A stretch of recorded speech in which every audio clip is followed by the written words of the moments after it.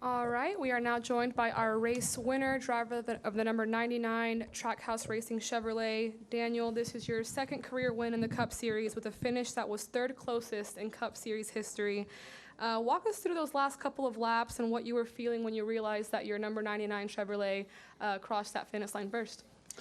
Yeah, it was definitely a special moment.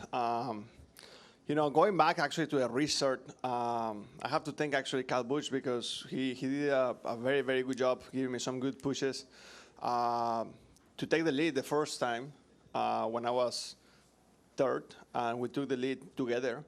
And then after that, when I picked the bottom in front of him, it worked out good, but the 12 car, the Penske car, they were pretty strong. They were pretty strong, especially when they were close to being together. And the outside line on the back of straightaway came extremely strong, way sooner than what I was anticipating. And the 12 was able to push me, but when he moved me a little bit, he was able to get to my outside, and that's exactly what I didn't want.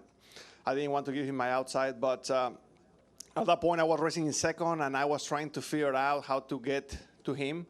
I almost got to him getting into a tree, but I got very, very loose, and I couldn't actually get there. And when we crossed the white flag, I knew we were going to have a good shot because the 2 car was behind me, and he was giving me very, very good pushes.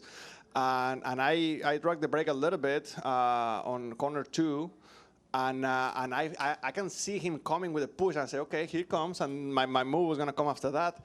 But then he slowed down, and I was like, damn it. Like, obviously, he didn't want to help me because his teammate was on the lead. But at that point, the 23 pushed the 8, and the 8 was able to make the move, and I was able to side drive the 8, and that's when the 3 wide, got started. So it was a little crazy. Who knows what would have happened if the 2 was actually giving me the push? Maybe, who knows? Maybe they were going to pass me back, get exit of 4. I'm just glad we're here with my entire team, Trackhouse, Chevrolet, Freeway Insurance, Cesar over there, CEO of Freeway Insurance with his entire family. He's been in victory lane already twice in 1 month, so he's getting a spoil. And yeah, just very happy, very happy. Everyone in Trackhouse worked extremely hard in the off season, and to be able to start the 2024 season this strong, because last week in the Daytona 500 we finished 32nd or something like that, but we were running up front, and we wrecked running up front, and I feel like we have a strong team, and we're showing that so far in the couple of weeks that we've been racing. So we have to continue to build on that. All right, we'll go ahead and start with Jordan, and then Steven, and then go to Jonathan. Jordan Bianchi, The Athletic. Fairly or not, the perception going into the year was you were on the hot seat and needed to perform. Did you feel like you were on the hot seat coming into this year and that you were at risk of losing your ride? And then 2, what does this do for your future at Trackhouse? Yeah, no, I never felt like I was in a hot seat. A lot of people was talking about it, Shane coming on board, and then Zane coming on board, but I never felt bad. I knew that last year wasn't the year that I really wanted. I work, people that actually know me, they know how hard I work. And last year we worked hard, but we were not efficient. We were missing something. We were not firing in all 8 cylinders. And we want to work. In the off season, we want to work, and we changed a little bit our system, the way we do things in a few different areas. And I've been telling Ty, I've been telling Justin, say, man, I can feel the team strong. I can feel the communication, the preparation, everything that we have. Squid, Matt Sudarski has done a hell of a job helping me to build a strong team, and I can feel it. I can feel it, and I'm happy that we're able to do it early in the season because. Some people actually told me earlier, hey, now you can relax, you're in the playoffs. Hell no. My goal is not to win one race. I want to head into the playoffs with at least a handful of, with a few wins to be able to contend for the championship. This is not relaxing here. This is only the beginning. We have to continue to work, continue to build. We know that there is a few things that we could have done a little bit better today. We learn from that, and we continue to build. I'm happy that we are secure in the playoffs, but to be able to win the championship, you won't do it winning 1 or 2 races. You have to win at least a handful of races to create points, and that's the goal for a 99. The goal for me and with the 99 is for you guys not to be surprised when the 99 is in victory lane. Let's go to Bob, Steven, and then Jonathan. Bob Pockris, Fox Sports. I have 2. The first off, can you go through a race like that every week, or is that too intense? I love it, Bob. I love it. I love competition. I love racing. I woke up every morning with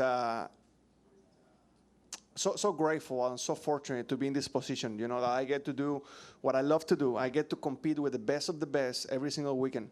And not just that, but I get to do it with an amazing team at Suárez, with great people that support me and that believe in me. Freeway Insurance, they've been with me already for several years. Coca-Cola, Tootsie's, so many people. They've been with me for a while. Quaker State, doing a lot of things, supporting me, racing in the NASCAR Mexico Series.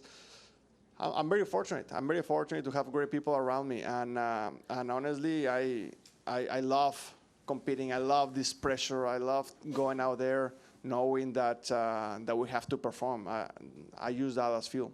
So what will this win, do you feel, do for your future, considering, it's quote unquote just your second Cup win and your first on an oval and first in 58 starts? Yeah, to me, it's everything about building a good group around me. I truly believe that the last few years with Trackhouse, we have had great group of people working together. Already we were able to win a year and a half ago, and it was amazing. But like I said, the goal for me personal, it has never been to win a race a year, to win 2 races a year. The goal is bigger than that, and I knew that to be able to get that, we needed to do something, and I feel that right now we're slowly, making steps in the direction of what I want to be, what I want to go with this race team. That I want to accomplish, to be able to win several races a year, to be able to be strong in the playoffs, not just to make the playoffs, but to be strong in the playoffs and to be able to have a real shot for the championship. Every single driver today will tell you that they want to go and win the championship, but you really have to work and organize your people, your team to be a real contender. Stephen Toronto, CBS Sports. Daniel, watching that finish, it made me think of a question that was once posed by a wise man and philosopher. I think his name was Mike Joy. And I'll pose that question to you now. Have you ever been a part of a finish like that? No, definitely not. Definitely not. At that point, I was, just trying to time the side draft on the 8. I didn't know where the 12 was. I couldn't see the 12. And I thought that I had the 8. I knew it was close, but I had no idea about the 12. No idea. So, at that point, I was just hoping. I saw the tower, and I thought I was first. And they told me we got it, but then we're on the review and said, damn it. So yeah, it's quite every time that you get to win races is special, but to be able to win it in this fashion, this close, with 2 other great drivers is quite special. I know that your first Xfinity one was pretty dramatic too, last lap passion in Michigan, but what sticks out before this? What sticks out is the craziest finish that you were ever a part of in a race that you won? I would say either Michigan or my championship race in Homestead when I won the championship.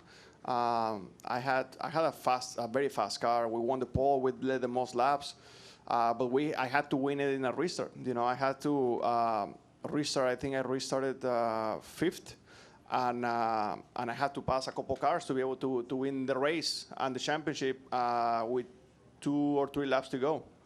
So to me, that's already up there as well. Just a crazy finish, but not the actual last lap, but what I had to do to be able to put myself in that position at the very end. Gotcha. Thank you, Daniel. Thank you. All right, let's go to Jonathan. Jonathan Vail, the racing experts. Daniel, your career's had a lot of twists and turns, and you talked about the people behind you. What does it mean to have, just those people behind you who are committed to you? It's very special, man. It's very special, especially because, you know, for a young kid coming from Mexico, without speaking English, without friends, without understanding the culture, a lot of people don't really understand, you know. You really have to come from a different place to understand what I had to go through to be able to get here. You know, I had to actually learn English by myself. I had to do a lot of things different, you know, and to be able to make it slowly, you know, to build relationships, to have people help me. It was a journey, you know. It wasn't easy, and today, you know, I'm sitting here, and obviously I'm very, very lucky to be in this position, being the only guy in the Cup Series that can actually do an interview in Spanish is quite special to me. But the journey to get here, it has been difficult, and it's been a long one. That's why I always tell people, you know, coming from Mexico or Latin America, that they ask me for an advice and say, hey, man, you have to grind. Like, it won't be easy. Not just because you are going to fight against great drivers, but also because you have to fight the language. You have to fight the culture. You have to find the connections. You know, my mom, my dad, the people that advise me every single day, they're not here.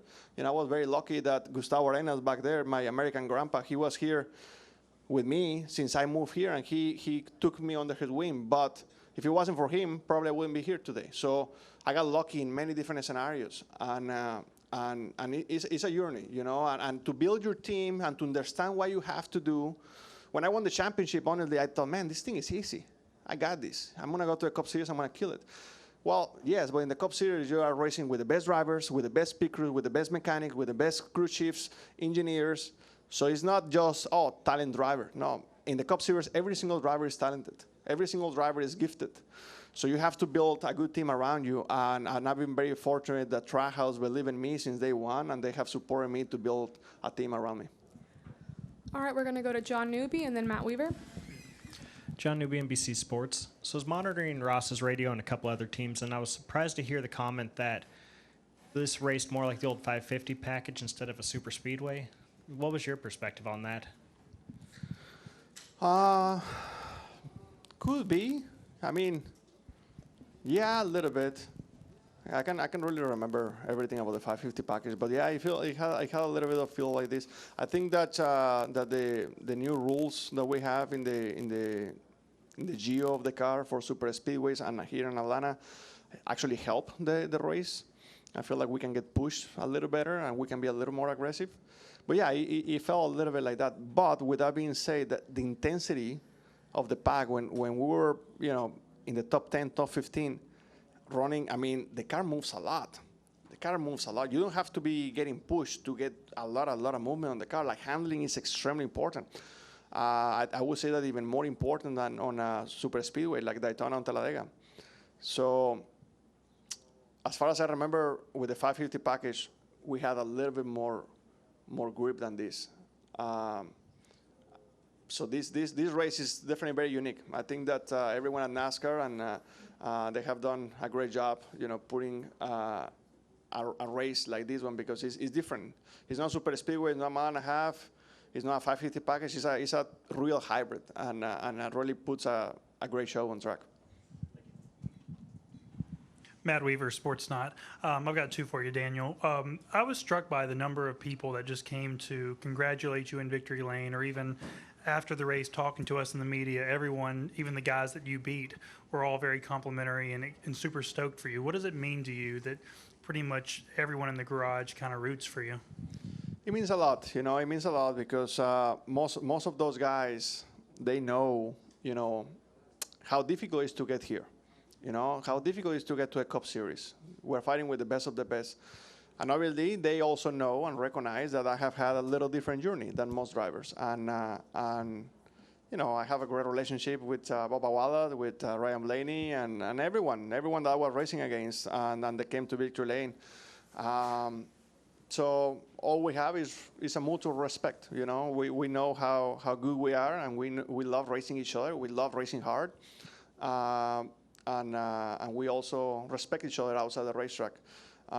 So yeah, it's quite special. It goes both ways. The respect is mutual. And then your spotter, Frankie Kimmel, how valuable and important is he, not only to a race like this, but just in general, working with him the last couple of years? Oh, it's very important. Frankie is one of the best spotters out there. There is a lot of good, talented spotters up in the roof, and I can tell you that he's in the top 5. He's a very, very good, talented, young spotter. I remember like it was yesterday, a couple years ago, we gave him a shot. We went to Dover. It was his first race ever, I think, in the National Series, and we finished in the top 10, and right away I knew that he was talented. Yeah, we needed a few tweaks here and there, but he was talented. He's natural. And he's a race car driver. You know, he loves this. He understands what we need to do. So him and I, we connect very well. And I feel like, especially in the last year or so, I feel like our communication and our trust has got to a next level. There was one racer that he said, man, go to the top. We messed up. You know, we lost 10 positions. He said, man, sorry about that. It's part of it. You know, we make decisions. Sometimes are good, sometimes are bad.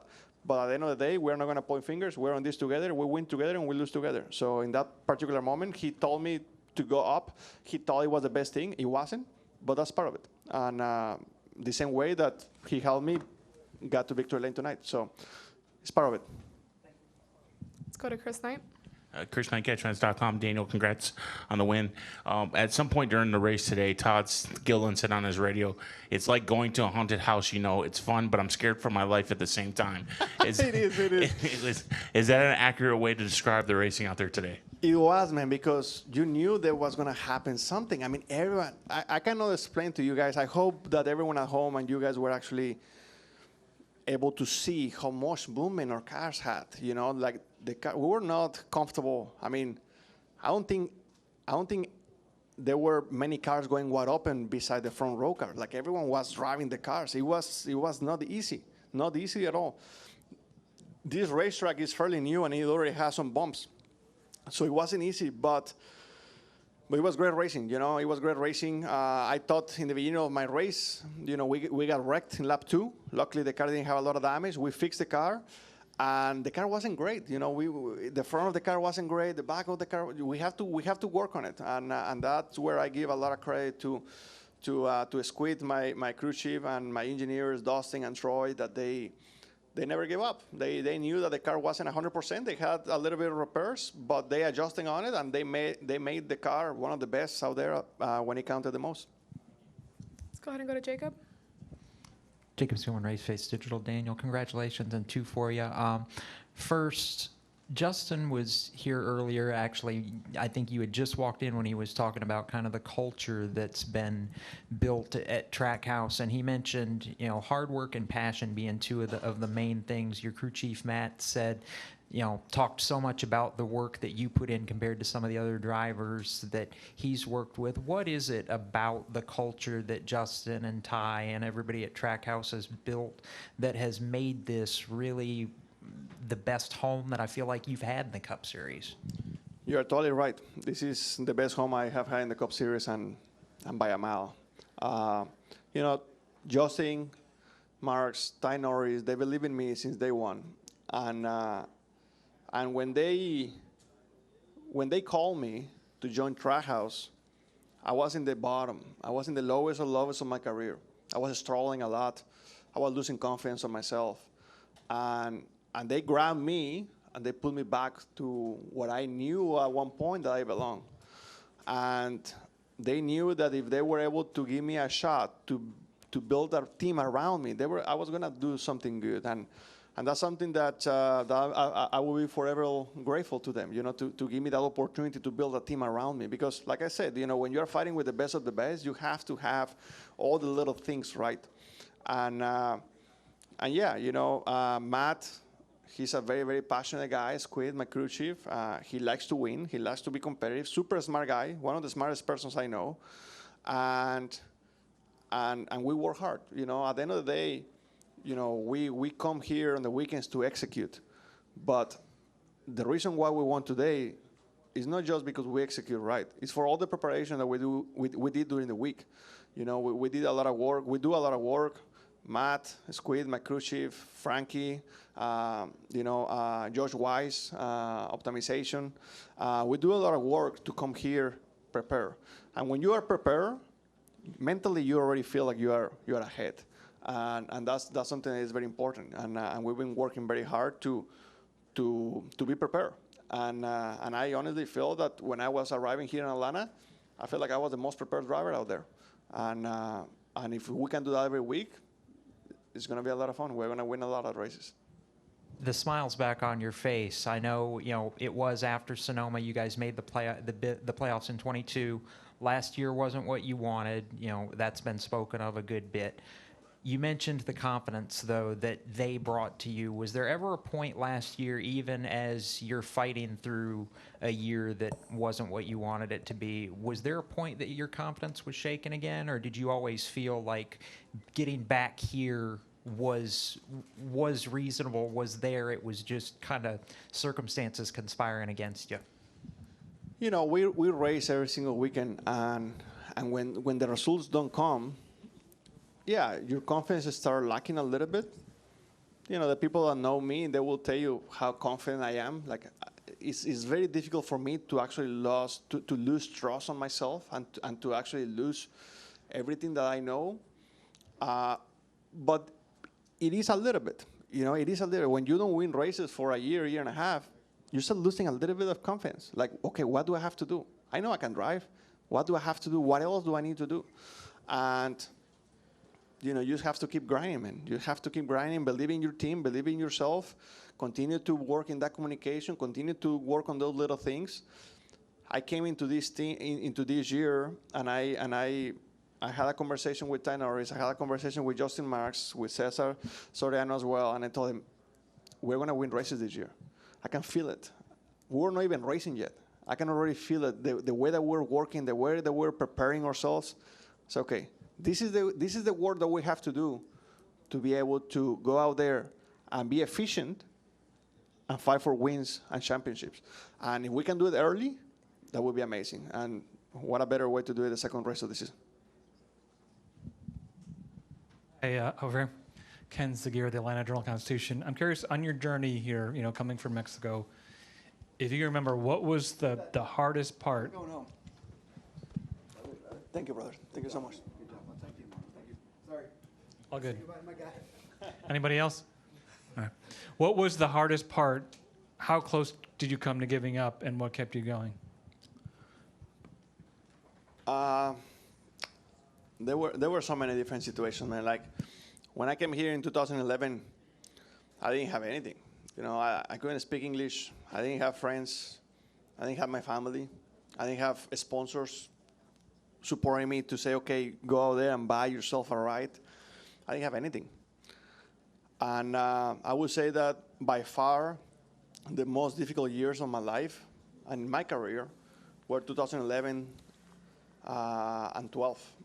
Those years were very difficult because I was away from home.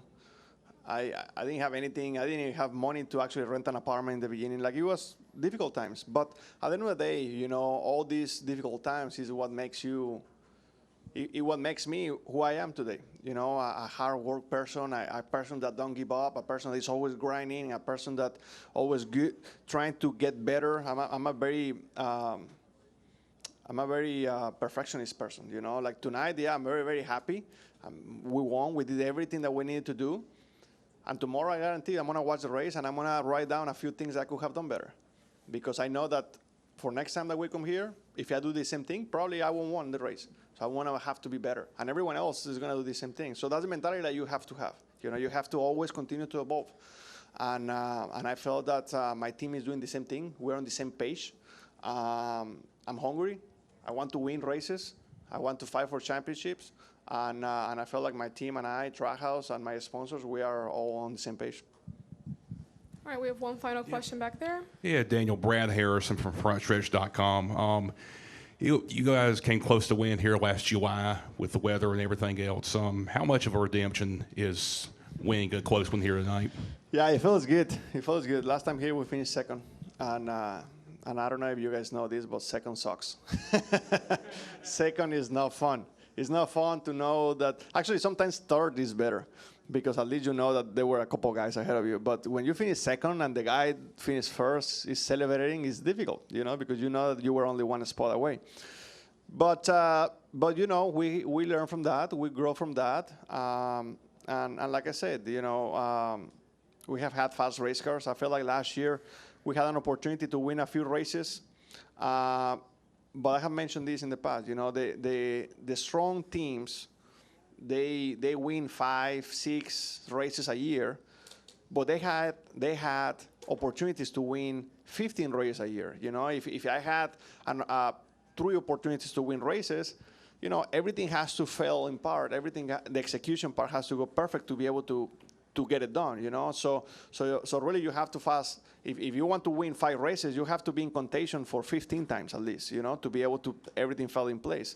So and that's what I told Matt Swiderski, Squid, the very first time we met. I said, man, I need more opportunities out there, you know. Like if I have the fastest car, you know, once a month, we're going to win races. We're going to win races. But we have to do it as consistent as possible and make ourselves, make our team a habit to be strong and to be up front. And when we do that, when we put the grind and the work, you know, I think we're going to be able to hold ourselves to a high standard. We'll take one last question here with Lee Spencer.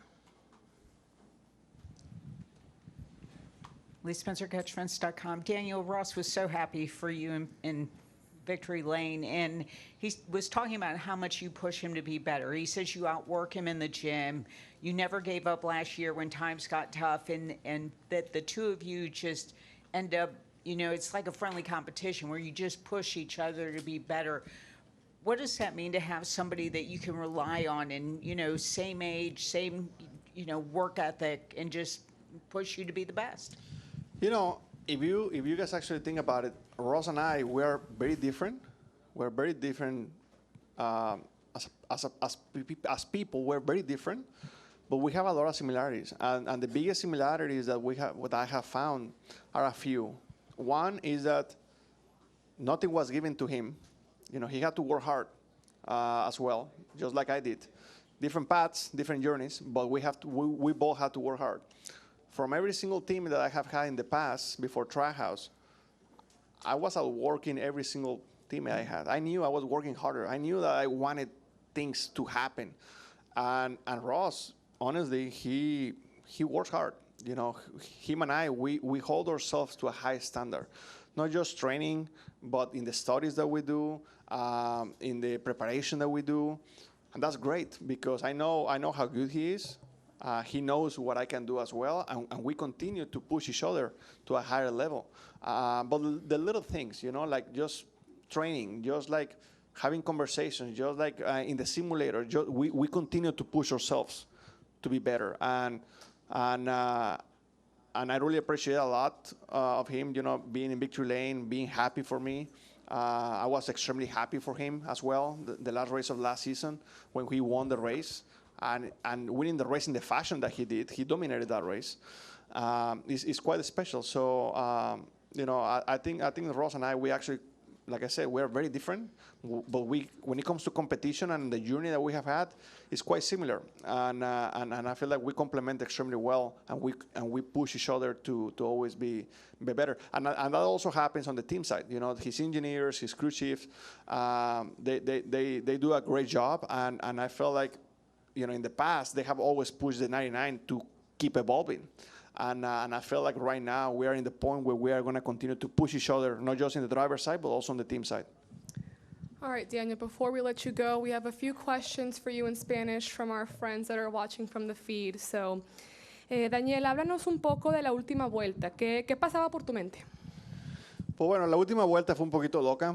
Yo sabía que necesitaba obtener ayuda de la parte de atrás, empujones, para poder llegar a atacar a Blaney. Tuve un buen empujón en la recta trasera, que casi llego en la parte trasera de Blaney, pero no pude. De hecho, tuve un buen momento en la parte, se me movió mucho la parte de atrás y ahí perdí el momento. Y en la última vuelta, pues bueno, en la última vuelta yo sabía que estaba en la posición correcta, yo sabía que estando en la parte de afuera estaba en el lugar correcto.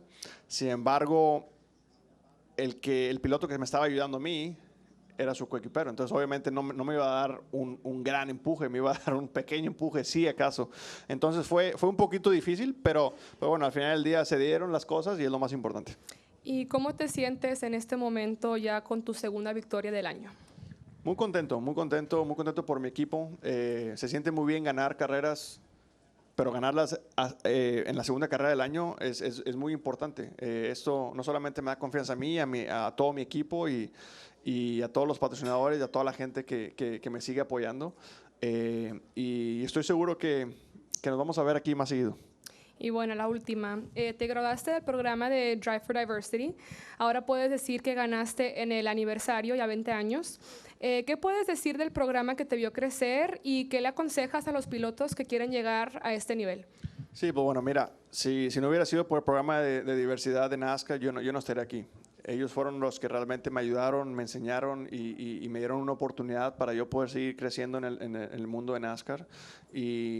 Y bueno, por siempre estaré agradecido.